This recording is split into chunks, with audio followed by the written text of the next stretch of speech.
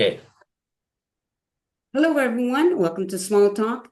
Well, sometimes I love to read people's Facebook profiles because they're fun, or they can be fun. So this one is like writer by soul, madman by heart, lover of life, and amazing dancer, Canada's foremost offbeat author.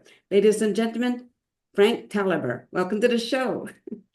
glad to have me aboard. Thank you, Nancy. Are Look you forward to this. okay? You're welcome. Are you really an amazing dancer? I am actually Yeah, nice. totally. You That's come out and see me one day. that's so cool. Most guys don't know how to dance or don't care to dance, but yeah, I have a lot of fun dancing. Um, my wife has always said that I have a very strong female side, which I'll explain in a minute, and she has a strong male side, so we kind of bounce off each other quite well, and it's funny. Very So one of the things some of my books I've written some romance and Celtic romance and other stuff, and a lot of people say, well, why that? I said, one lady said, and when I met her years ago, she was, most guys don't know how to do romance, let alone write the stuff. And it's funny because I'll give you a true story. So I went to a Calgary Romance Writers Convention about 30 years ago, and I was late, so I ran in and I said to there's two ladies sitting there. I said, yeah, I want to listen to the opening speech because I think it's very important. And she looked at me and she looked at the other lady. Out of the 200 registered guests, she says, he's the other guy. So I got it. I said, yeah, I got it now. There's only two guys out of all these. So not many guys write romance. You got it. very good. Yeah. Now, speaking of writing, how many books have you written? I've currently 14 novels out there.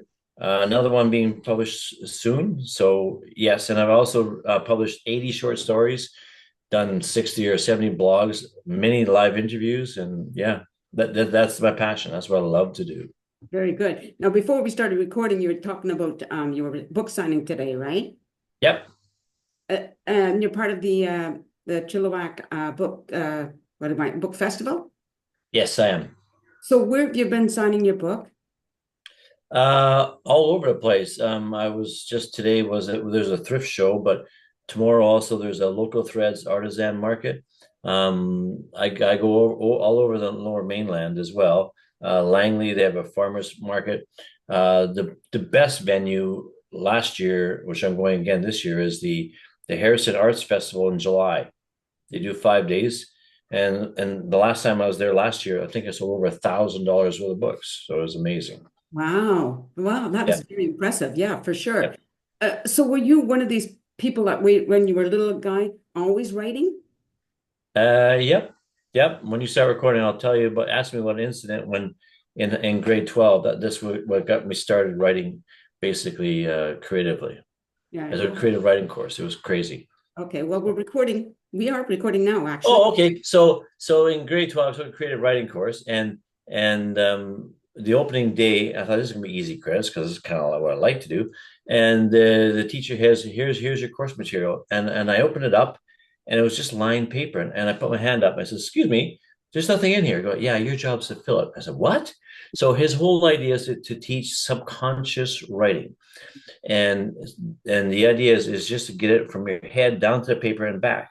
So the first, and then we'd have to do like 15 minutes every class. And the first couple of weeks, I would write, well, yeah, the walls are still blue, and there's a blonde girl in front of me. I haven't asked her out. I'm too shy. But then after a while, I started kicking in, and I got what he meant. And it would I would sit down sometimes write two, four, five, sometimes six, 7 pages in those minutes. Just boom. The whole idea is forget the grammar and the punctuation at first. Just get this circular thing happening.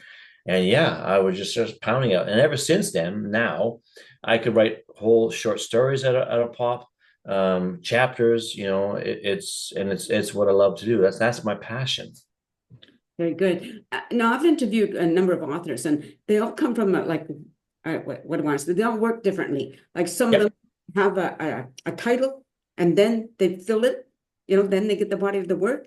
Other people write the story first, and then do a title, like all different forms. So, how does it work for you? Many different ways. Most often, I will get kind of a plot idea, and Mhm. I usually write the last scene first.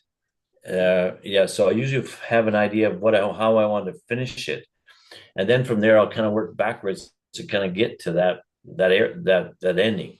Right. Typically, is what I do. What was your first novel? Raven's Lament, which I have here.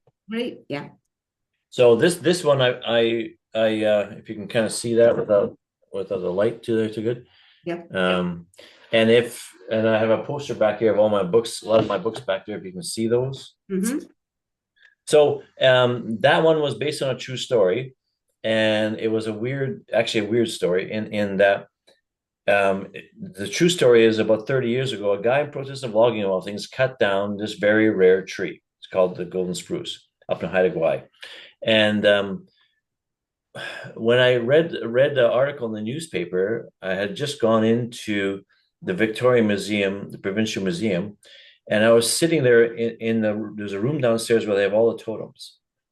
And I was just sitting there by myself, and I swear I could hear voices talking to me.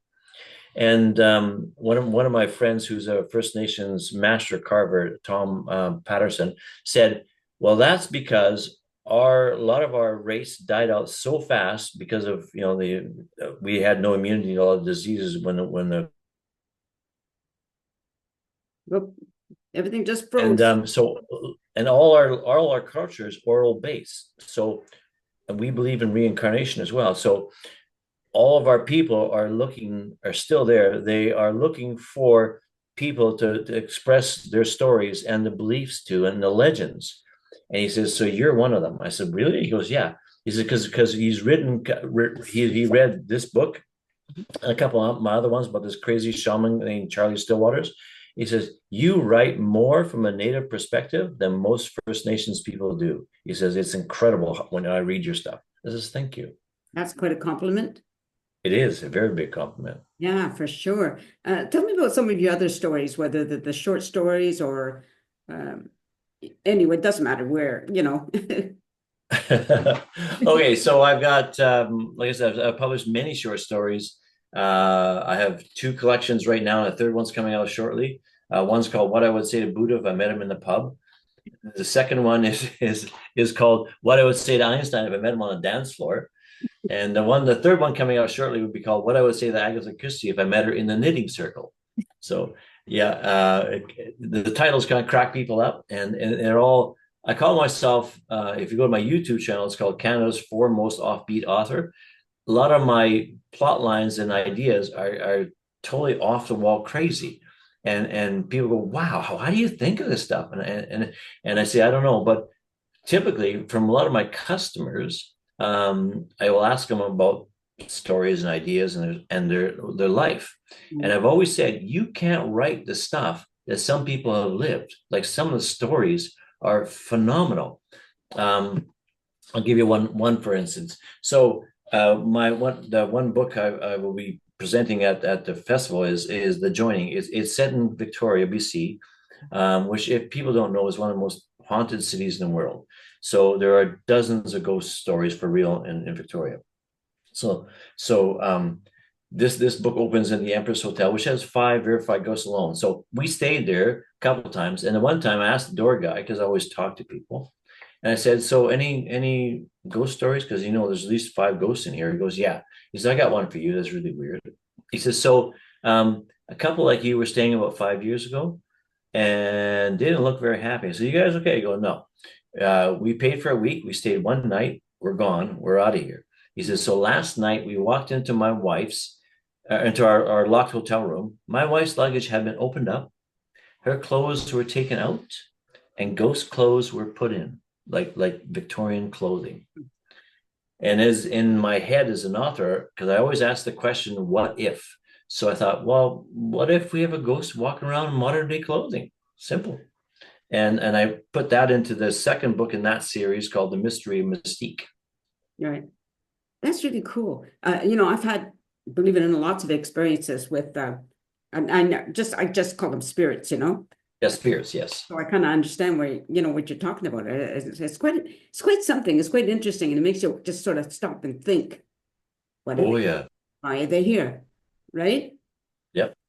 That's a good. Um, I, I had another lady tell me that she was she kind of believed in spirits and that, and she was this with this older lady, First Nations lady, and she was telling her that she communicates to animals, and she's no, that's not possible. She was sure it is. So they were driving down this old dirt road, and she said, "Stop here." And they looked across, and there's this black bear eating away in the bushes. And she rolled down the window, and the First Nations lady said, "Come here." And the bear kind of started walking to them, and she's like, "Ah." And so she starts talking in this language she didn't know what it was, the First Nations language, and the bear walks right up to the car, sticks his nose right in the window, and he's kind of nodding at her and staring at her like he knows what she's talking about, and like this, and the lady's like freaking out. She's like, I'm ready to hit the gas pedal, but it's so calm. It's talking, and then the lady didn't want like this, and the bear walked away like he knew exactly what she was talking about. And I was one of the things that totally freaked me out.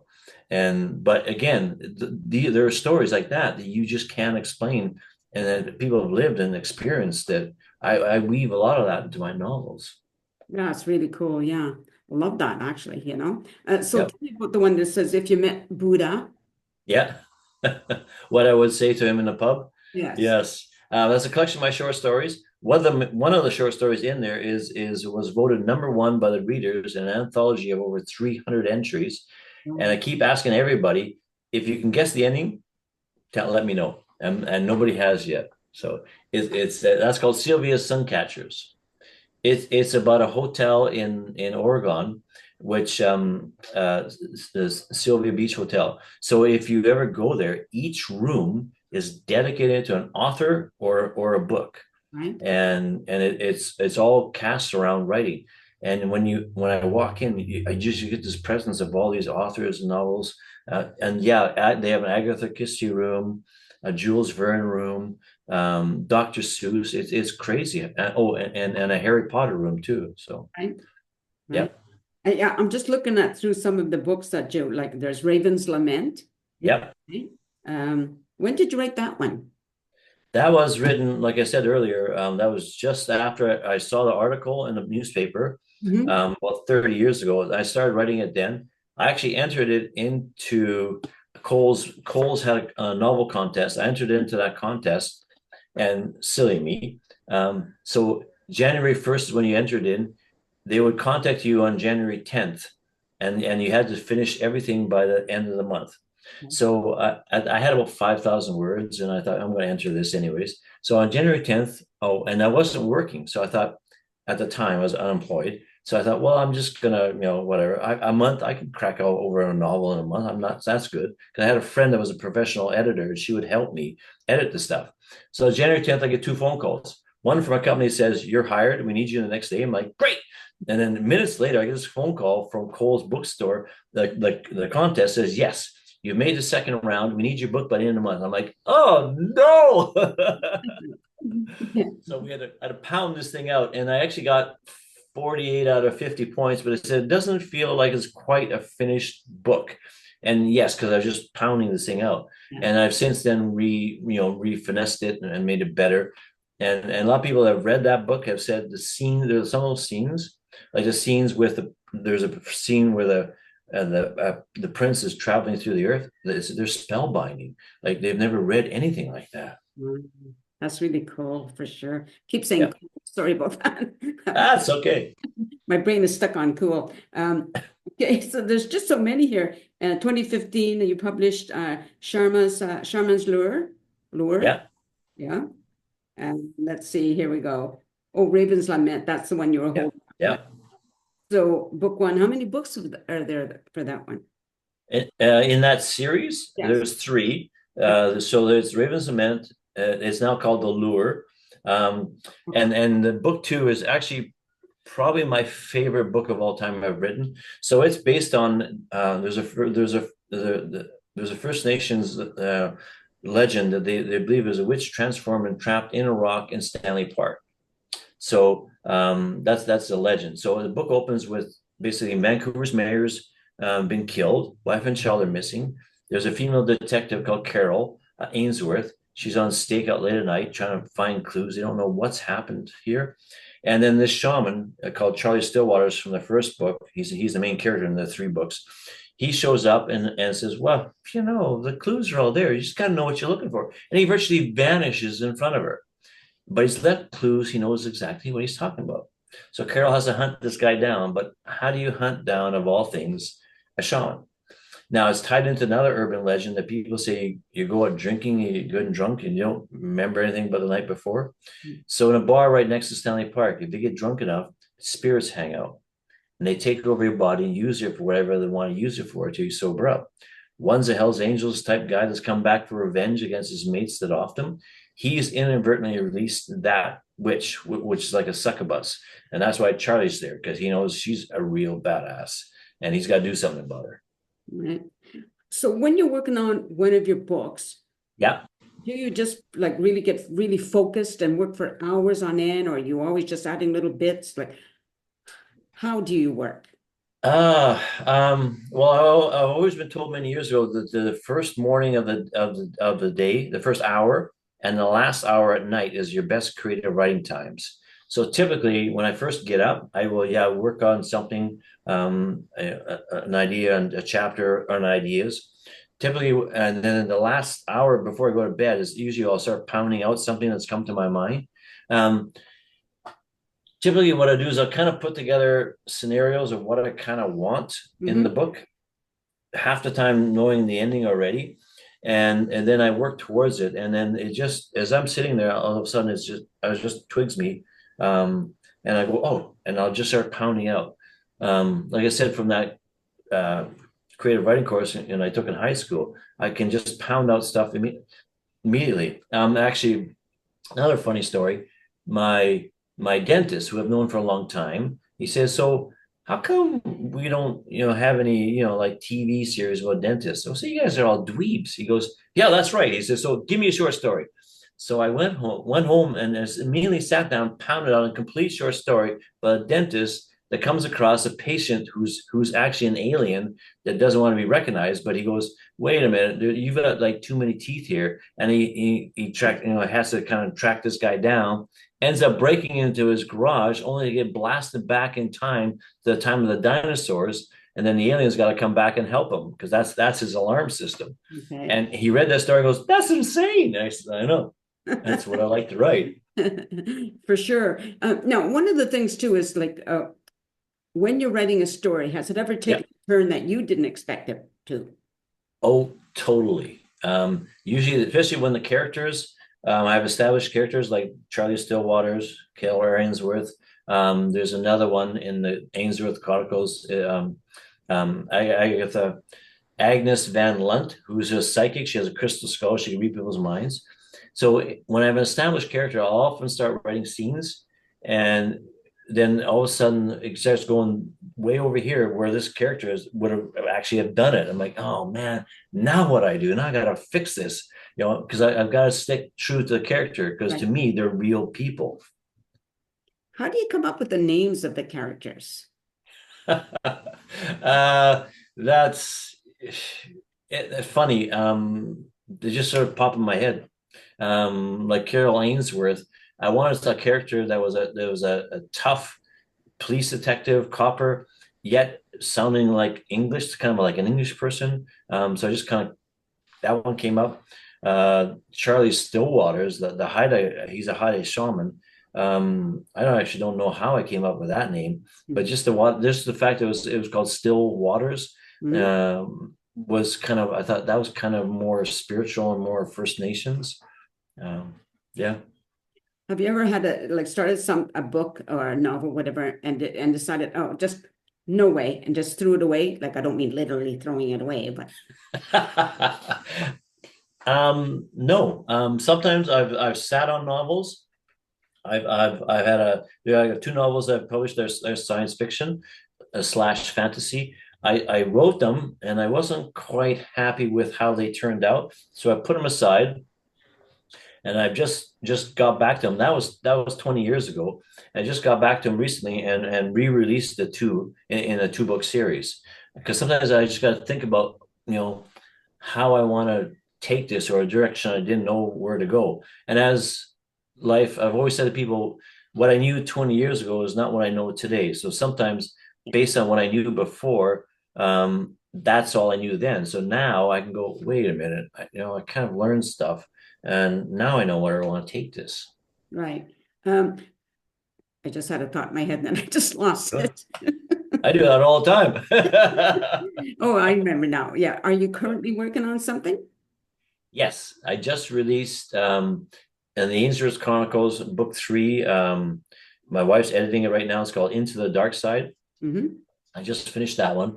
That's about the basic premise is in BC, as we know, we have thousands of drug deaths. So what if all the drug deaths aren't drug related? What if we have a serial killer that's actually stalking women and making it look like they died of drug deaths, but Wow. he's setting it up that way?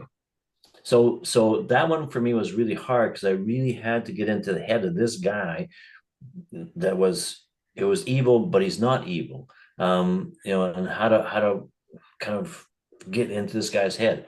And I think I've done a good job. My wife's just editing. She's my main editor, and she does all. She's you're lucky she's not over my shoulder right now, tapping on her shoulder. Yeah, you need to edit that. Um, but yeah, that one was kind of hard to do because I don't, even though I write a lot of urban fantasy and crime thrillers, I put a lot of funny scenes into my books. A lot of people have said, I've actually laughed out loud at several of your scenes. They're just hilarious. Because I love to weave all that in. And the other thing I like to do is also weave in, if I put you on a street corner in Victoria or in Haida Gwaii or anywhere, I make sure that that corner's there, that building's there, Mm. and everything's accurate. So many people said to me, "Wow, I've been there. I stood in that street corner, and that scene is exactly like you said it is, because I know I've been there." I says, "Thank you." Yeah. I like that when I read a book about a place where I've lived. About the like that I can recognize. Oh yeah, that's Yeah, street name or whatever. I really like that. So this is going to air tomorrow, which would be the 4th of May for people who are yep. watching. So around 4 o'clock. So where are you going to be this week?